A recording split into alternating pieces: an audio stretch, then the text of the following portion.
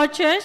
ये मेरे भाई देव हैं, ये ब्रदर इमैनुअल के बेटे हैं। और आप सबको याद होगा कि ब्रदर इमैनुअल ने यहाँ पर टेस्टिफाई किया था कि उनके बेटे की उंगली का सर्जरी हुआ है, और ये अभी दिखा रहे हैं आपके सामने। यहाँ पे मुझे स्टिचेस दिखाई दे रहे हैं, और ये कह रहे हैं कि डॉक्टर्स कह रहे थे कि ये कैंसेरियस है और ये बेनाइन ट्यूमर था जो कि ऑपरेट हुआ है। और ये अब कह रहे हैं, इस बात को टेस्टिफाई कर रहे हैं कि इनकी उंगली बिल्कुल ठीक है, कोई दर्द नहीं, कोई बीमारी नहीं। और ये खुदा उनके जलाल नाम को जलाल देने के लिए यहाँ पे खड़े हैं। आए हम जोरदार ताली बजाएं, खुदा उनके नाम को जलाल दें। हालेलुया।